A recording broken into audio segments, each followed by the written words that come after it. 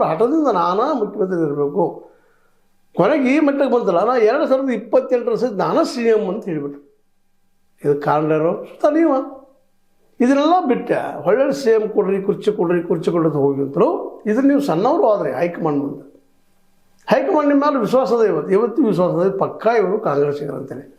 ಆದ್ರೆ ಸಿದ್ದರಾಮಯ್ಯರ ಎತ್ತರದಷ್ಟು ಎತ್ತರವಾಗಿ ಬೆಳೆದಂತಹ ನಾಯಕರು ನೀವಲ್ಲ ಅನ್ನೋದು ಅವ್ರಿಗೆ ಕನ್ಫರ್ಮ್ ಅದ.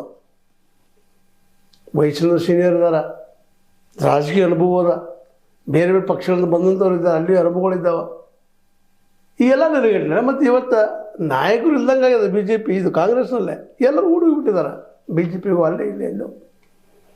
ಕೊನೆಗೆ ನಿಮಗೆ ಗೊತ್ತು, ದಿಗ್ವಿಜಯ್ ನಾನು ಹೋಗ್ತೀನಿ ಅವ್ರ ಜೊತೆ ಮಾತಾಡಿದ್ರು. ಶಶಿ ತರೂರಂತೆ ಬೇಲಿ ಮೇಲೆ ಕುಂತಿದ್ದಾರೆ, ಜಿಗಿದು ಹೋಗ್ಬೇಕಂತೇಳಿ.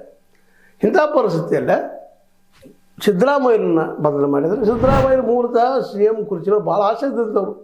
ಹಲವು ಸಲ ಫಿಕ್ಸ್ ಆಗಿದ್ದದು. ಜೆ.ಎಚ್. ಪಟೇಲ್ರ ವಿರುದ್ಧವಾಗಿ ಆಗನ ಸಿ ಎಮ್ ಆಗ್ಬೋದು ಬಯಸ್ತವ್ರು. ನಂತರ ನಾವು HDK ಅವರನ್ನು ಸಿ ಎಮ್ ಮಾಡಿದಾಗಿ ದೇವೇಗೌಡರು ಅದನ್ನು ಬಿಟ್ಟು ಬಂದಂಥವ್ರು. ಅಂದಾಗ ಈಗ ಹೆಂಗೆ ಬಿಡ್ತಾರೆ ಅವರು?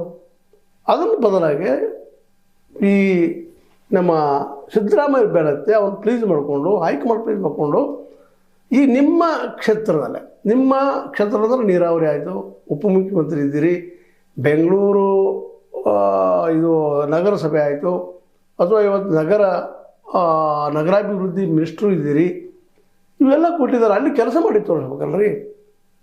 ಅಲ್ಲಿ ಇನ್ನಷ್ಟು ಬೆಳೆಸುವಂಥ ಪ್ರಯತ್ನ ಮಾಡಬೇಕು, ಅಲ್ಲಿ ಒಳ್ಳೆ ಕೆಲಸ ಮಾಡಬೇಕು. ಕಾಂಗ್ರೆಸ್ ಎಷ್ಟು ನಾವು ಬೆಂಗಳೂರಾಗೆಲ್ಲ ಹಾಯ್ದುಗೆಲ್ಲ ಕಿಟ್ಟಿದ ಒಂದು ರಿಪೋರ್ಟ್ಸ್ ಬರ್ತಾ ಇದ್ದಾವೆ.